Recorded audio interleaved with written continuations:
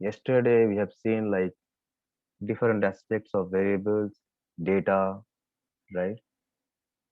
Then data collection, data tabulation, okay? Then data visualization, then data analysis, right? And then in data analysis, we are covering descriptive statistics.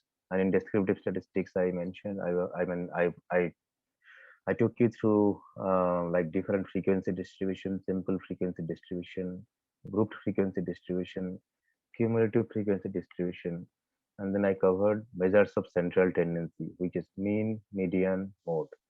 In mean, I covered arithmetic mean, harmonic mean, and geometric mean, and then I have shown you some of the practicals in Python, right? So those things were covered yesterday. Now today I'll be starting from measures of dispersion. Okay. So what is dispersion? Dispersion means which disperses, okay, from each other, right? So which varies from each other. Dispersion or variation is same meaning.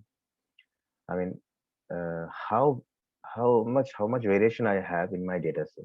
Okay, suppose I have 100 observations, and out of the 100 observations, how variant those are from the same mean or some central value. That's the concept of dispersion. That's called measures of dispersion.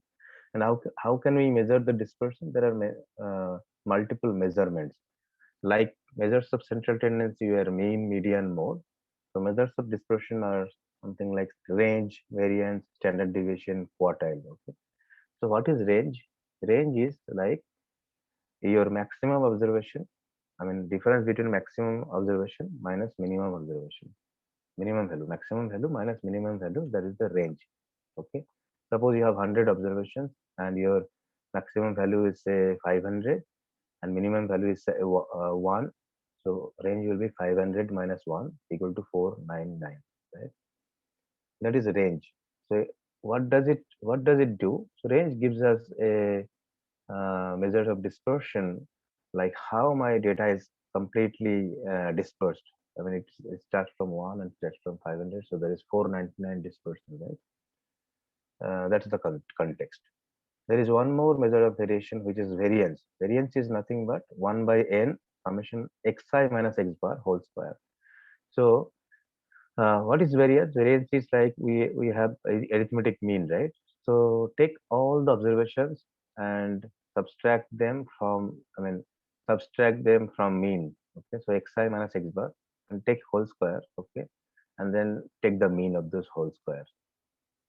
Okay, that's called variance. So variance is mean of squares of differences of values from the mean. And what is standard deviation? Standard deviation is nothing but the square root of variance. Okay. So why do we need it? The standard deviation. Standard deviation is a measure of dispersion again because it's coming from variance only. And why do we consider it? Because variance, if my data is hugely dispersed, the variance will be high, right? Because I am using like mean of squares of the values from mean, right? If we take the square root, it will be a less amount. So that less amount is called standard deviation. So it's a better measure than variance because we have uh, lower amount, right, of dispersion. And what is quartile? Quartile is basically a type of quantile, right, which divides the number of data points into equal parts. Okay, suppose I have 100 observations. I divide the data points, I mean 100 observations in 4 equal parts. So the dividers will be like quartile 1, quartile 2, and quartile 3. What is quartile 1? Quartile 1 is when you arrange the data in ascending order. Suppose you have 100 observations randomly, right? So what do? You arrange the data in ascending order, and then my Q1 will be that measurement or that value under which there will be 25% of the observations. Suppose my quartile is 25, I mean value is 25. That means 25% of the observations will be less than or equal to 25, right? So that is Q1. Q1 equal to 25. Just for example, suppose I have data points like 1 to 100 in that case. Suppose, okay, now what is Q2? Q2 is quartile 2. Q2 is also known as median. Okay, so if I arrange the data in ascending order, Q2 will be suppose 50, right? So why it is 50? Because less than or equal to 50, there will be 50% of the observations, right? So Q2 is that value or that measurement under which there will be 50% of the observation. And what is Q3? There is the last divider. Remember, I divided the data into 4 equal parts, right?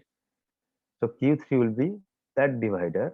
I mean, where the value is like say 75, because less than or equal to 75, there will be 75% of the observations. Is it clear to all of you?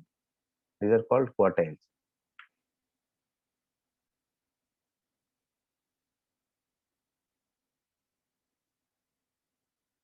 Hello? Clear to all of you? I mean, can you write it? Yes. Okay, okay, good. Now, I mentioned like a range, right? So how to calculate range? Range is nothing but largest observation in data set minus smallest observation. And how to calculate range in Python? Suppose import numpy as empty, sample data equal to my var. This is the list 4, 7, 12, 17, 22. So from this data, you find the maximum equal to np dot max. So np numpy has function max, mean, etc. Max will give you the maximum value np dot max of my var. Find the minimum value, minimum equal to np dot mean of my var. And once you got maximum value and minimum value, you just subtract minimum value from maximum value. Range equal to maximum minus minimum. Okay. So print maximum equal to this, minimum equal to this, range equal to this, and then dot format maximum minimum range. So this is the definition by which we can show multiple variables at once in a single print statement. Okay. So maximum equal to 22 is coming from here, minimum equal to 4 is coming from here, and range equal to 18 is coming from here, because 22 minus 4 is 18. So 18 is the range. Got it? Now, what is variance? As I explained to you already, variance is mean of sum of squares of the observations from mean. Okay. So this mu is population mean. So I told you about concept like population and sample. Population is the larger portion, like which covers all the observations, and sample is the subset from the population, right?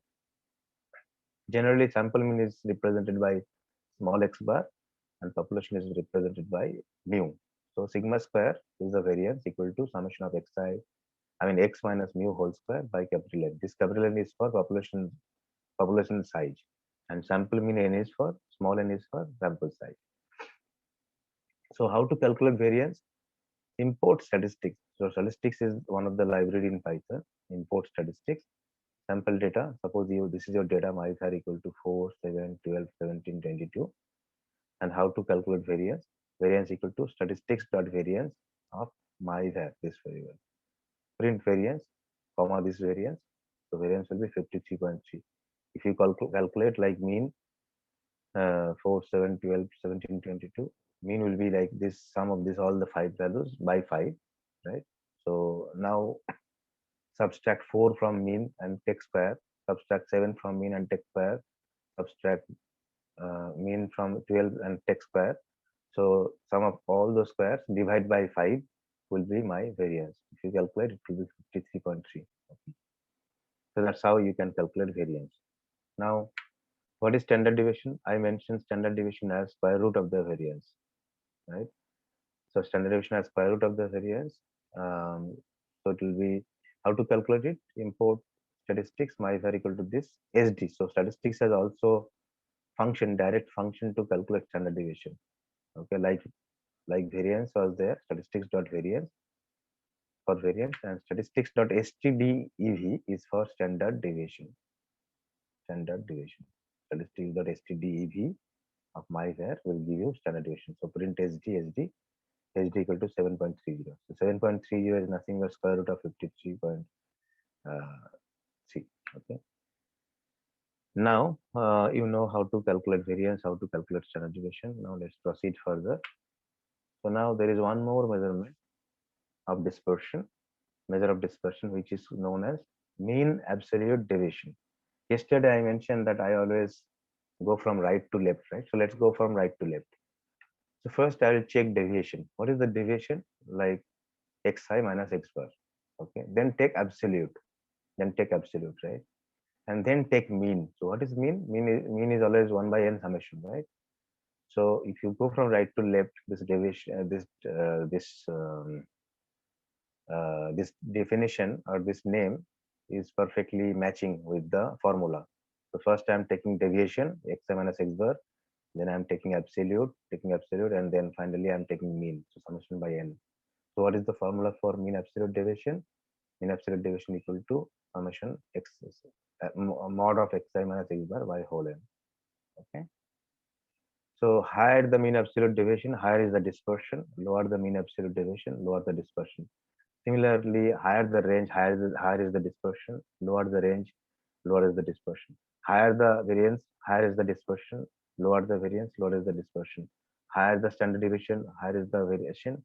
Lower the standard deviation, lower is the variation or dispersion. Right? How to calculate mean absolute deviation in Python?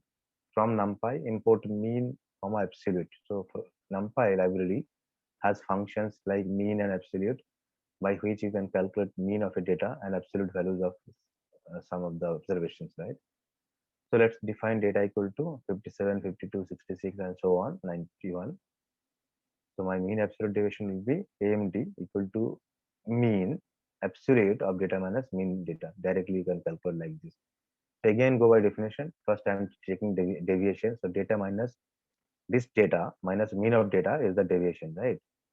Okay. Then I'll take absolute value of them. So absolute value, take absolute value of data minus mean of data. And then finally take mean. So mean of absolute of data minus mean data. This is my absolute mean deviation.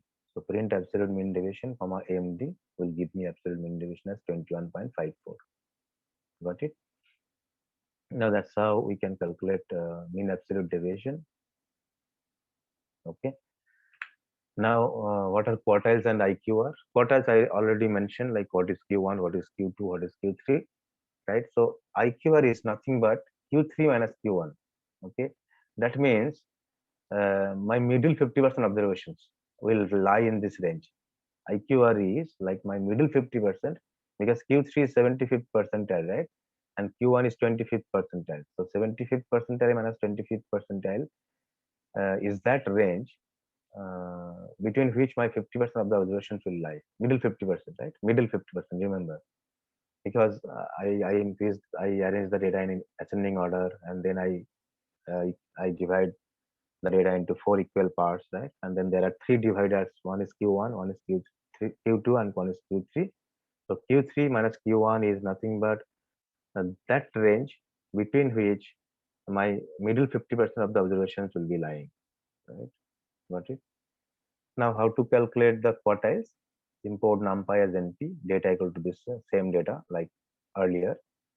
How to calculate first quartile? First quartile is Q1 equal to np dot percentile. Okay, data comma 25. So this 25 means 25th percentile. Okay, interpolation equal to midpoint. This is the command from Python to use. Okay. Now this will give me Q1 quartile 1. Q1, this is our name actually. You can put any name. Q1 equal to np dot percentile data comma 25. This is 25th percentile. And what is third quartile? This I mean heading is wrong. Third quartile. I will change it. So Q3 equal to np dot percentile data comma 75. 75th percentile, right? Interpolation equal to midpoint. Now I got Q1 and Q3. So what is IQR? IQR is nothing but Q3 minus Q1. That is IQR. Got it? Okay. Now what is quartile deviation? Quartile deviation is nothing but Q3 minus Q1 by 2. That means IQR by 2. If you divide IQR by 2, that measurement is known as quartile deviation. Okay. So how to calculate it? Import numpy as np data. Q1 you calculated like earlier, np dot percentile data comma 25, 25th percentile. Q3 np dot percentile data comma 75, 75th percentile. And okay, so there is one more like interquartile range, you know, Q3 minus Q1. So QD, quartile deviation equal to IQR by 2. Okay. So print quartile deviation comma QD. So this will give you quartile, this will print, this statement will print quartile deviation, and then the value of quartile deviation, which is 18.775. Right? That's how you get quartile deviation also. Now, so measures of dispersion are covered. Now there is one more topic in descriptive statistics which is known as measures of skewness. Okay, before I move forward, any question? Are you clear, all of you? How to calculate mean, standard deviation, variance, range, IQR, quartile deviation?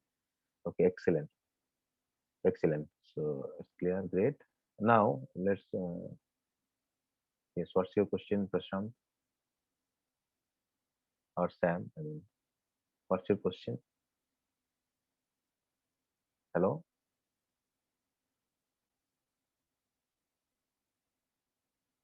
hello.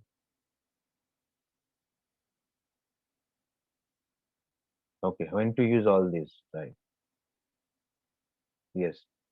So when to use all these? Because as I mentioned, these are different measures of dispersion. Mostly we use standard deviation. Standard deviation is the standard measure of dispersion. Okay. So we do not use the other measurements frequently. You can use it. This we use basically. Example I already gave, right? Suppose this is the data. Okay. So I want to check the what is my variation in this data. I mean dispersed. I mean, how values are dispersed from the mean values. Okay, or like how the values are dispersed from the central value. That's the definition of measure of dispersion. So when you have data, you want to check the variation in the data. That time you need to use all these measurements, right? And mostly we use standard deviation. So I hope I could answer to your point, right? So to measure the dispersion in a data, you use it. Okay. Now we'll move forward with measures of skewness. Okay. So okay. So before I move forward with measures of skewness, let me show you some graphs. Okay. So this graph, if my density plot is looking like this one, okay, so this is called right side skewed, okay, also known as positively skewed. And suppose I get the density plot like this one, this is left side skewed, okay, this is left side skewed. And suppose I get the density plot like this one, this is called symmetric distribution. It's neither positive skewed nor negative skewed, it's equally skewed, okay? The skewness is zero here. This is called symmetric distribution, right? So you know now what is positively skewed, what is negatively skewed, and what is symmetric distribution. Okay, now I'll so how to measure this? So this positive skewed, negative skewed, or symmetricity can be measured by this formula. Okay, so skewness is a measure of asymmetry of the data distribution. Okay, so skewness, this measurement measures the skewness of the data. So what is the formula? Formula is 1 by n summation xi minus mu whole, this is whole cube. Okay, this is not mu to the power 3, this is whole cube, xi minus mu overall to the power cube. Okay, and then positive skewed, this is positive skewed. So positive skewed distribution, remember, mean will be less than median. Okay, I mean mean will be greater than, so this is x-axis, so mean is here, so mean will be greater than median, and median will be greater than mode for a positively skewed distribution. And for a negatively skewed distribution, see, mean is here, so mean is lesser than median, and median is lesser than mode. So in positively skewed distribution, mean greater than median greater than mode, and in case of negatively skewed distribution, mean less than median less than mode, right? And for symmetric distribution, mean equal to median equal to mode, all three values will be same. Okay, got it? Clear? Is it clear so far? Yes. Okay. Now, what is measure of skew? I will show you how to calculate in Python, but let me cover first the measurements. Now let me define measures of kurtosis. Okay, so measures of kurtosis is like, let me define. So this is a normal curve. Okay, the black one is a normal curve, and if the height changes, okay, for some data height changes, the height is, if the distribution of this curve height is more than normal distribution, that is called leptokurtic. Okay, leptokurtic. And if the height of the density plot or the data is less than normal distribution, that's called platykurtic, right? So height is less than this for this curve, so this is platykurtic, and height is more than normal curve, this is called leptokurtic. and height as per normal distribution. This is called mesokurtic. Okay, so leptokurtic, mesokurtic, platykurtic. This is platykurtic. So how to measure this different kurtosis, right? I mean the thickness of distribution, the height of the distribution, that we can measure by mu4 by mu2 square, where mu4 equal to summation xi minus x bar to the power whole 4 and quadruple by n. Okay, and mu2 is the variance, you know. So mu4 by mu2 square, by this formula we can use the thickness of distribution.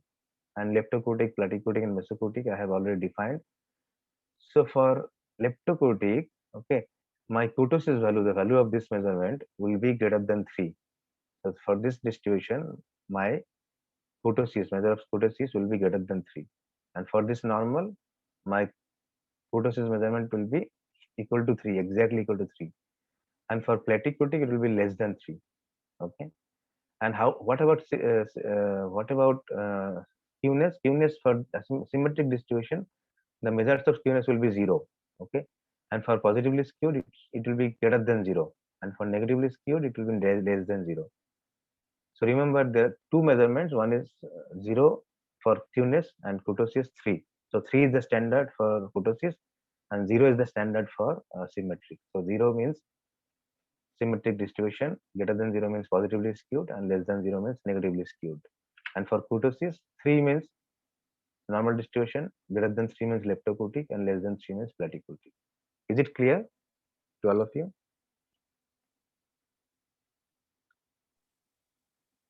Okay. Now I'll show you how to code in Python. So import numpy as np, import pandas as pd, data equal to this one, df equal to pd dot data frame data. Suppose we are going to convert this list to a pandas data frame. That's how we can convert it. And skewness equal to df dot skew. So pandas has functions like dot skew and dot quote. So skew will be giving me skewness measurement, and quote will be giving me kurtosis measurement. So we are storing the observations in skewness, I mean measurement in skewness and kurtosis. Now I am printing skewness, comma this skewness. Okay, print kurtosis, comma this kurtosis. Okay, so skewness will be 2.362335, and kurtosis will be 8.15. Who can tell me skewness equal to 2.3623? So what kind of what kind of skewness it has? Who can tell me quickly? Is it positively Is a skewed or negative? positive skewness. Okay, who is this? This is Arjun Prakash, right? Urmisha. Acha, sorry, Urmisha. Okay, okay, excellent, Urmisha. Yes, positively skewed, because I mentioned if it is 0, then it is symmetric distribution. If it is greater than 0, So the skewness would be more lean to the right one. exactly, exactly, Yeah. Urmisha. A very good understanding. And Thank you. what does it mean by kurtosis equal to 8.17? Who can tell me? Like, which kind of distribution is it? Is it leptokurtic, platykurtic, or mesokurtic? Yes, Nilisha. Yes, excellent. Leptokurtic, right? Because more than 3. Urmisha and Nilisha. Okay. Now, and one more person also answered. Just a minute. Arjun also. Yes. Okay, Arjun. Right. You're right. Now that's how we can calculate skewness and kurtosis. Okay. So now measures of skewness and kurtosis is done. Now I'll talk about bivariate analysis. Very important. Okay. All are important, but bivariate analysis is important because bivariate analysis we perform when we have more than one variable, two variables. Bivariate means two variables, and multivariate means more than two variables, right? So bivariate, suppose you have two variables like xy, suppose age and height, or say height and weight. This kind of relationships, when you are trying to find or analyze, that is called bivariate analysis. So in bivariate, when you have bivariate data, that you can represent in tabular presentation like contingency table. Remember, yesterday I have shown you some of the tabulation, right? So suppose male, female, and urban, rural. So that table is called contingency table. That's how you can represent bivariate data. And there is one concept like chi-square test. Okay, so chi-square test. Suppose bivariate data both are categorical data. Suppose I have categorical data like say ethnicity, and say categorical data say like country or something like that. So how can I test the relationship between two categorical variables, we can check the relationship using chi-square test. Okay. And what is scatter plot? Scatter plot is like you have already seen in the plots and graphs. Scatter plot is the plot between two variables y versus x, where y and x are like numeric values, having numeric values, and the plots will be like dot plots. Okay, all the points will be dotted. That is called scatter plot. What is Spearman's correlation? Spearman's correlation. Okay, so there is one is Pearson's correlation. So Pearson's correlation is to check the relationship between two variables, linear relationship. Okay, and Spearman's correlation is to check rank correlation. Suppose I have rank data. Suppose I have two teachers, and two teachers are ranking say 10 students. Okay, so teacher one will give different types of ranks for student one, right? And teacher two will be giving different types of rank for student two, right? Because both of their judgment may not be same, may vary. Teacher one may rank the student one, I mean say x1, x2, dot x10, or say s1 is student one, s2 is student two, etc. So teacher one may give say rank 1 to s1, but teacher two may give rank 3 or 2 to student s1. So these ranks will vary, right? So we use Spearman's correlation when we have ranked data, that kind of ranked data, to check whether there is agreement in the judgment between two judges or more judges. That time we use Spearman's rank correlation. Okay, what is regression? Regression is when we have say linear relationship between two variables. That time we check the equation. We try to identify what kind of equation. The equation will be like y equal to mx plus c. If you all know the equation for a straight line, y equal to mx plus c, c is the intercept and m is the slope, right? That kind of equation we'll try to come up when there is a linear relationship between two variables. All the aspects are clear to all of you. Quickly, yes or no in chat box. Okay, great. Now, what is for? Okay, great. So for bi-variate analysis, we have different measurements like measures of covariance. Like for single variable, we were checking measures of variance, measures of standard deviation, etc. Right? But here we have measure of covariance. Why covariance? Because joint variance between x and y. Because I have two variables. Remember, to check the dispersion when we have two variables, we need to calculate covariance. What is covariance formula?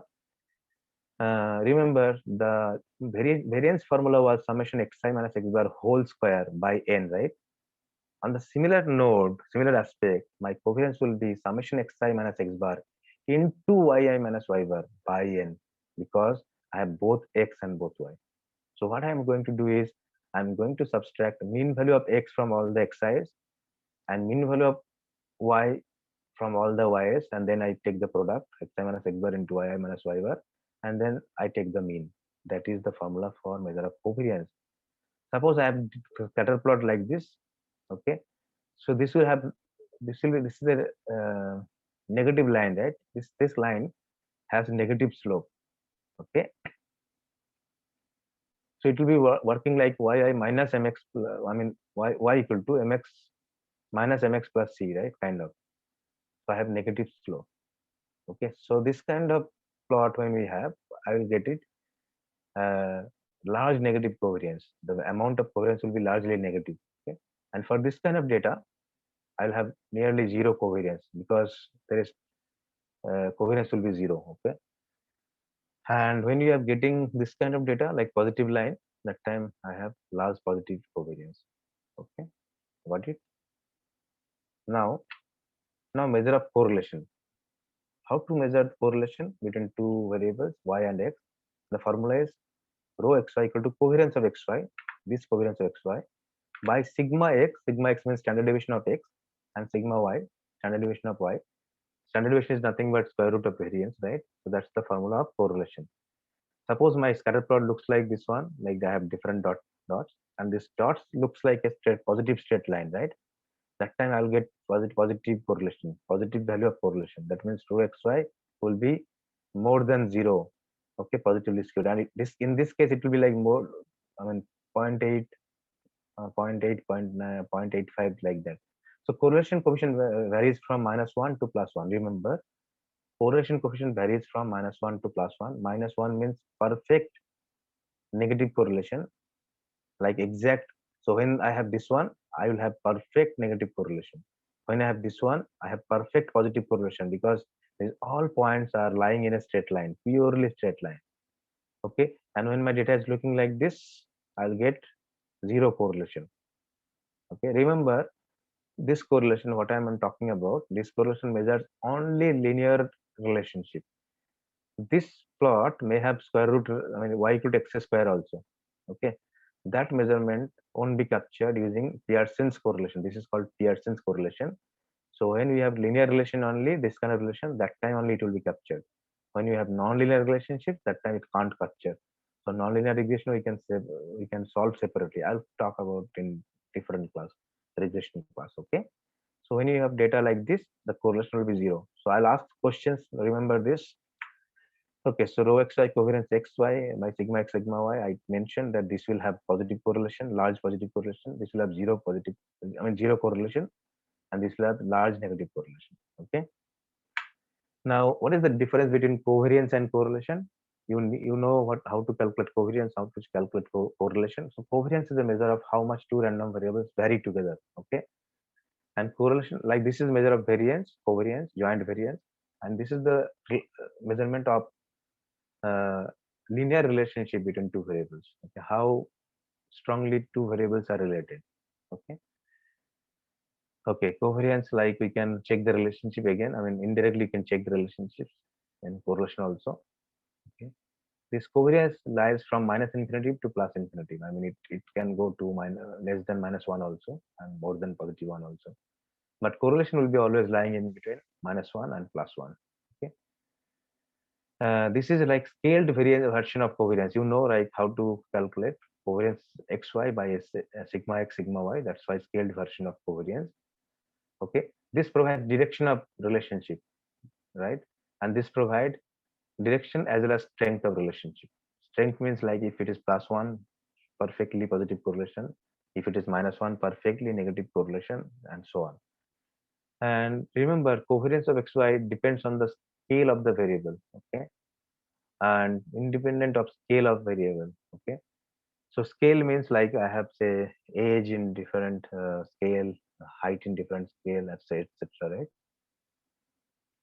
So this is western scales, and this is independent of scales, because we are dividing by covariance xy by sigma x into sigma y, right? But here we are using like 1 by n summation xi minus x bar into yi minus y bar, right? So this is not unit free, but this is unit free. These have dimension covariance, and this is dimensionless, because of the same concept, like it is not scale, it is scale dependent, it is not scale dependent. So these are some of the differences between covariance and correlation, right? Now, how to calculate covariance and correlation in Python? Okay, so import pandas as PD. Suppose I have x data. This is x variable. This is y variable. X equal to PD dot series. I'm converting this into series, pandas series x, and y equal to PD dot series y. And then I can apply this formula x dot cov. X dot cov of y means find the joint covariance between x and y. Remember this formula x dot cov. Print covariance cover. Covariance equal to 63.09. Who can tell me what does it mean? Who can tell me what does it mean? 963. Covariance equal to 963. What does it mean? What is the interpretation? Quickly, I mean, because we have a limited time. So what does it mean? Hello?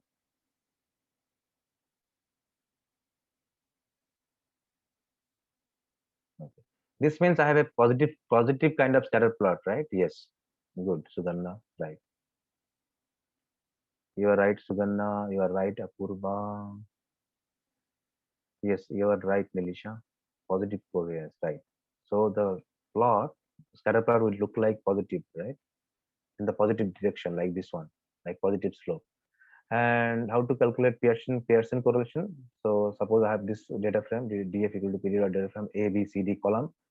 How to calculate core underscore equal to Pearson R. This is the formula coming from scipy.stats package. So import pandas as PD from scipy.stats, import Pearson R.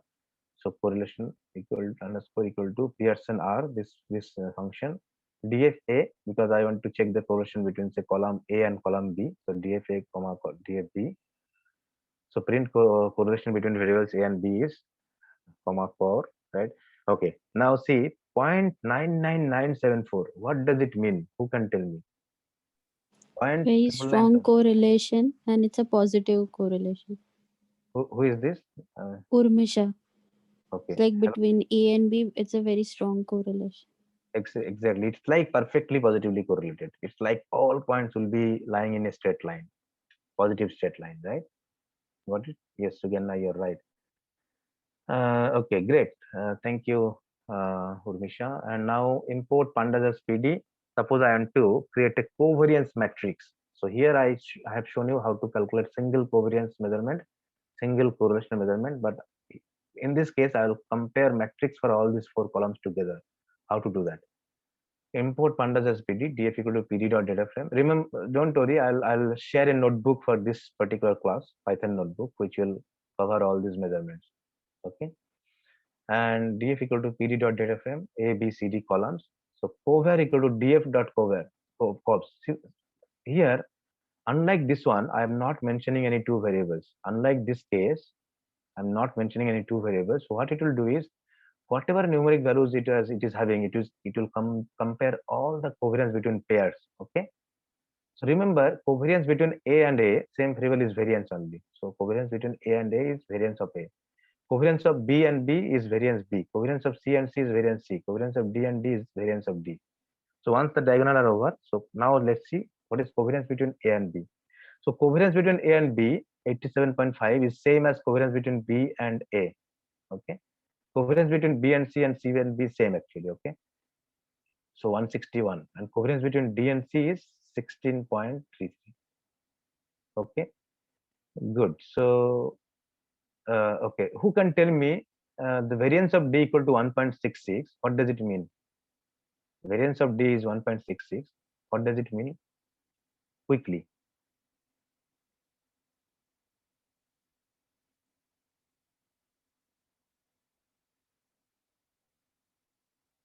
Hello?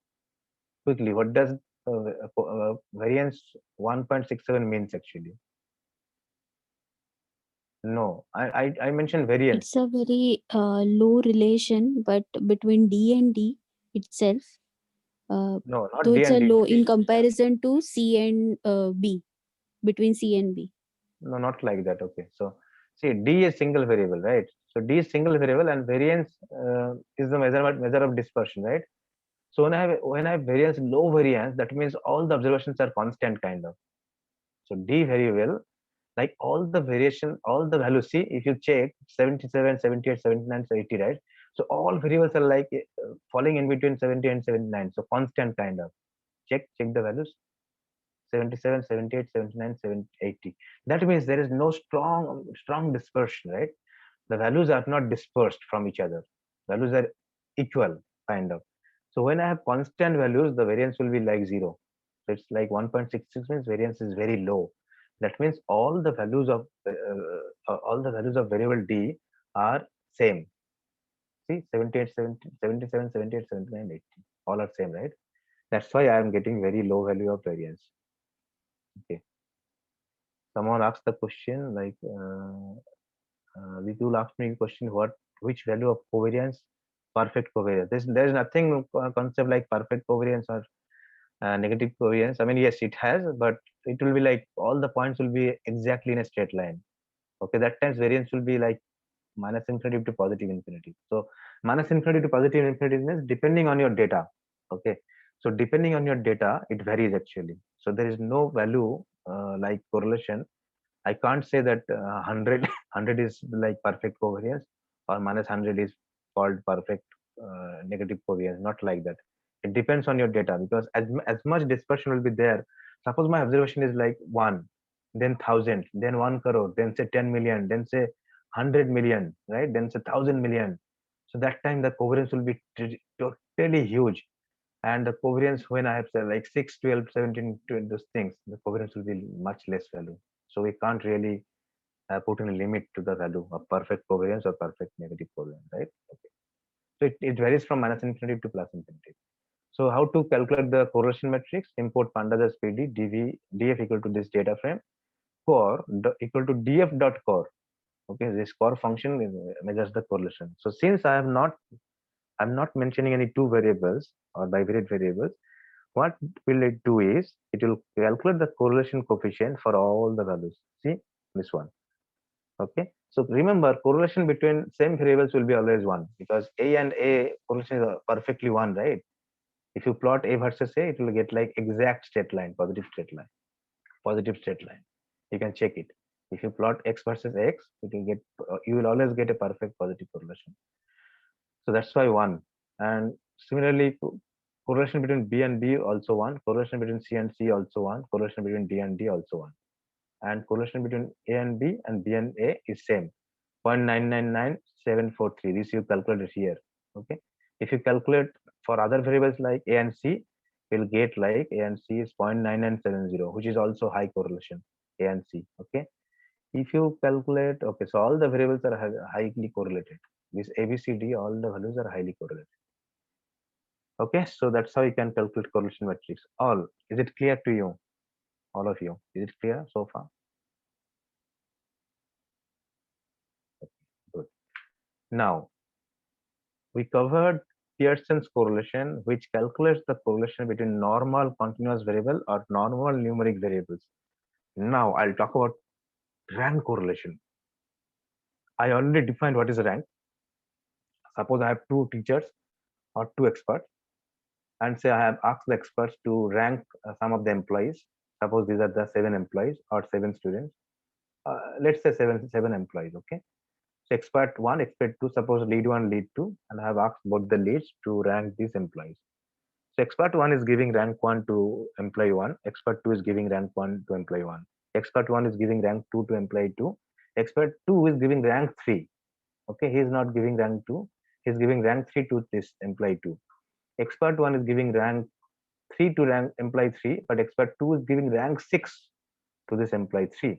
Expert 1 is giving rank 4 to this employee 4, and expert 2 is giving rank 2 for this employee 4, and so on. Okay, so now I have ranked data from these two experts. Now my objective is to check the correlation, check the relationship between these two ranks, so that we can conclude whether there is an agreement in judgment from the two experts. That's the objective. Whether there is an agreement or disagreement between the judgment of two judges or two experts or two leads, right? How to calculate? The calculate is Kendall's rank correlation. There are two rank correlation measurement. One is Kendall's rank correlation. One is Spearman's rank correlation.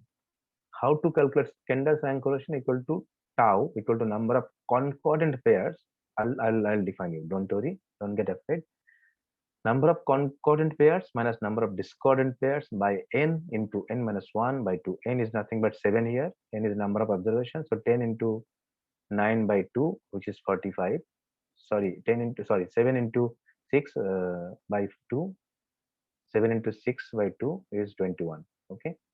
And now we need number of concordant pairs and number of discordant pairs. What is called concordant pair? Suppose I am comparing these two pairs, employee 1 and employee 2. So 1, 2 and 1, 3. So 1 is less than 2 and 1 is also less than 3. So this is a concordant pair. Okay, these two pairs, first two pairs, 1, 2, is a concordant pair. Okay. So I'll mention, suppose I'm defining this matrix 2, 3, 4, 5, 6, 7 and 1, 2, 3, 4, 5, 6, 7. So 1 and 2 pair is concordancy. Okay. Now let's move forward. What is this pair? Second and third pair, 2 less than 3 and 3 less than 6. So when I have like this value is less than this value, and this value is also less than this value, that is called concordant pair. Similarly, when this value is greater than this value and this value is also greater than this value, then also I have concordant pair. But if at least one of these values vary, like say 2 less than 3 but 3 greater than 6, then I have a discordant pair. Suppose 2 greater than 3 but 3 less than 6, then also I am having a discordant pair. Did you get it? What is concordant pair and what is discordant pair? When both the values will be less than both the values, then it is a concordant pair. When both the values will be greater than both the values, that will be also concordant pair. And at least if it deviates, then it is a discordant pair. So now let's move forward between 2, 3. So 2 is less than 3 and 3 is also less than 6. So 2 and 3 are concordant pairs. So 2 and 3 are concordant pairs. Now let's say 2 and 4. 2 and 4. So 2 is less than 4, but 3, this 3 is greater than 2, right? So if I consider 2 and 4 pair, so 2 is less than 3, but 3 greater than 2. So then it's a discordant pair. So 2 and 4 will be discordant pair. Okay. Similarly, you calculate all the C and D, I mean, you represent C and D for all the pairs like 1 2, 1 3, 1 4, 1 5, 1 6, 1 7, 2 3, 2 4, 2 5, 2 6, 2 7, 3 4, 3 5, 3 6, 3 7, 4 5, 4 6, 4 7, and 5 6, 5 7, and then 7 7 6, 6 7, right? Got it? So you get all the C's and D's. Now calculate the number of concurrent pairs: 1 2 3 4 5 6 7 8 9 10 11 12 13 14 15. So total number of concurrent pairs is 15. So put 15 here minus number of discordant pairs. So let's calculate number of discordant pairs: 1 2 3 4 5 6.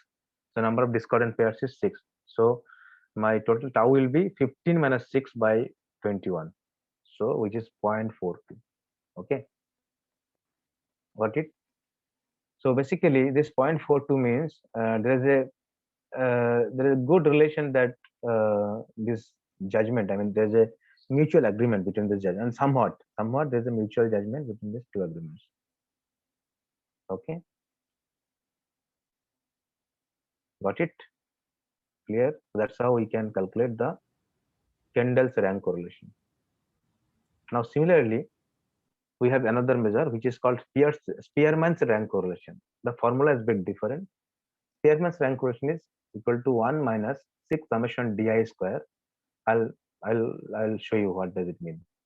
By n into n square minus 1, n equal to 10 here. So this is a different data. Suppose I have suppose these are 10 students and this is expert 1 x1 and expert 2 y1. They have given rank like 7 6 4 5 8 etc, and they have given like 5 4 5 6 10 etc, right? Okay, so di is the difference in the ranks given into the two variable values for each item of the data. Okay, di is the difference in the ranks. Okay, now consider this rank. Okay, so there are tied ranks. Okay, so like first student got 7 rank and sixth student also got 7 rank. So this is called tied rank. So we need to break the tie. How to break the tie? Okay, if you remember in one of the Python class I mentioned this about this, I think, right? Rank, different rank.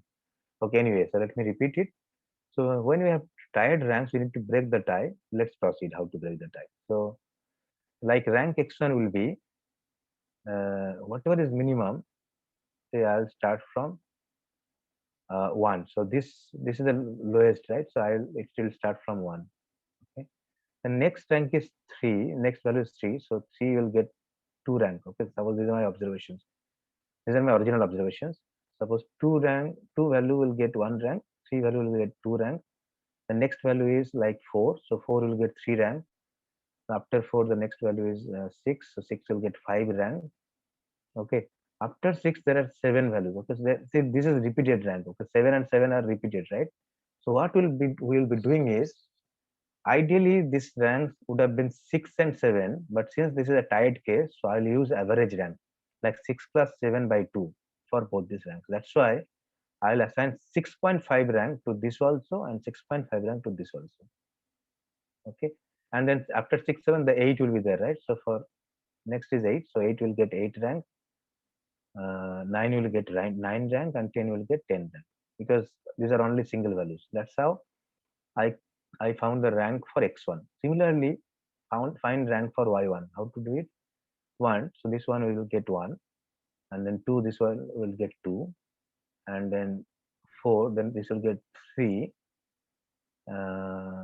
Now after 4, there are, say, check 5. 5 are 2 actually. Okay. So again, I need to break the break the tie.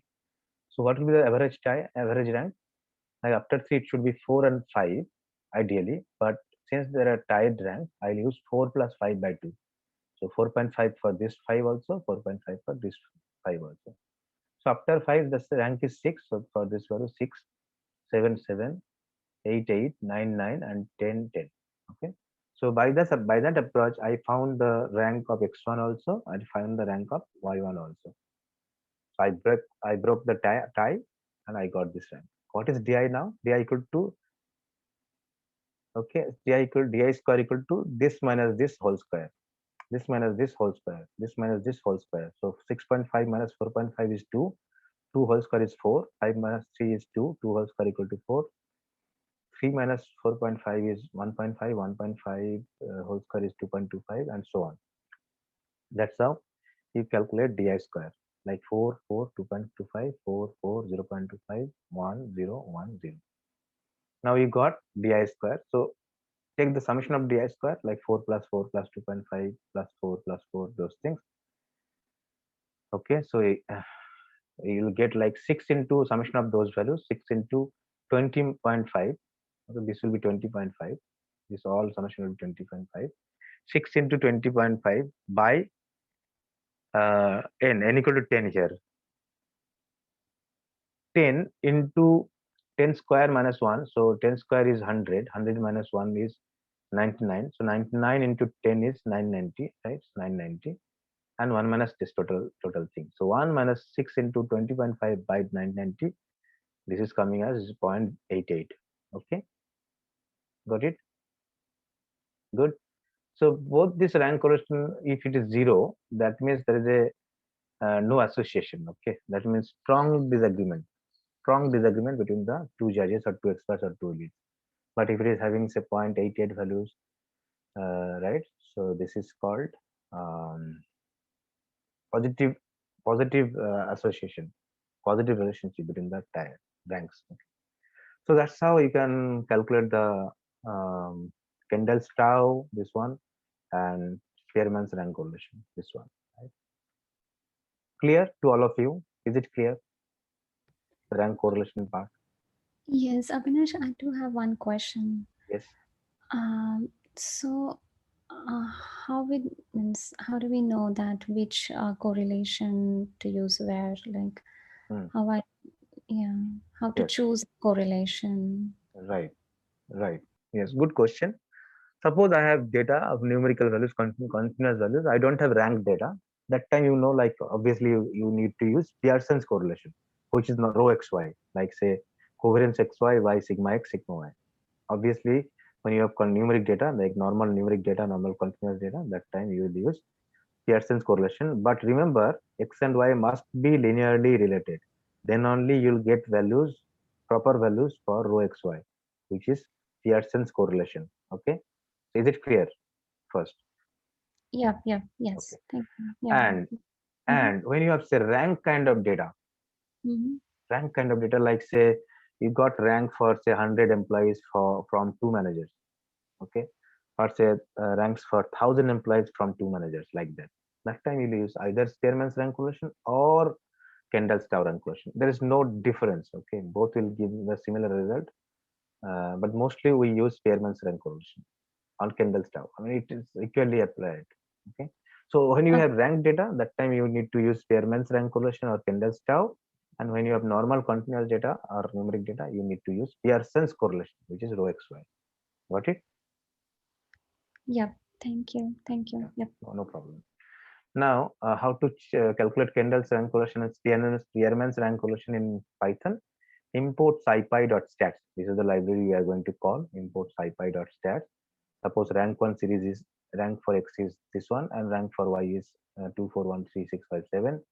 Now to calculate Kendall's tau, for underscore equal to scipy.stat dot Kendall tau. This is the formula of Kendall tau between x and y. So this will give me Kendall's tau rank correlation. So print Kendall's rank correlation, comma core equal to 0.61. Okay. And rank Spearman's rank correlation, the formula is scipy.stats Spearman R. Same data, but the formula is different. Scipy.stats Spearman R. Okay, this will give you Spearman's rank correlation 0.7857. That's how you can calculate Kendall's tau and Spearman's rank correlation in Python. Okay, so we have covered almost all the parts of descriptive statistic except regression. Now I'll define regression. Okay, So when regression, what is regression? Regression is suppose you have data like x values. Suppose you have two variables. X is the independent variable and y is the dependent variable. Y equal to f of x, like y is a function of x, and that function of x equal to beta naught plus beta 1 x1 plus epsilon I. I'll define this equation. Suppose x values are 0, 1, 2, 3, 4, 5, 6, 7, 8, 9, and y values are 1, 3, 2, 5, 7, 8, 8, 9, 10, 12, like that. So I can represent yi equal to beta naught plus beta 1 x1. This is like mx plus c, right? Mx plus c kind of, plus epsilon I. Why epsilon I? Because in statistics there is nothing called static. It is all dynamic, all variation, right? That's why it is dynamic and it will never be constant. I mean, it is not like mx plus c always, but it has some of the random error. So epsilon I means error. There will be some error. So yi equal to beta naught. Beta naught is the intercept plus beta 1 xi. Beta 1 is the slope here. Okay, and epsilon I is the error.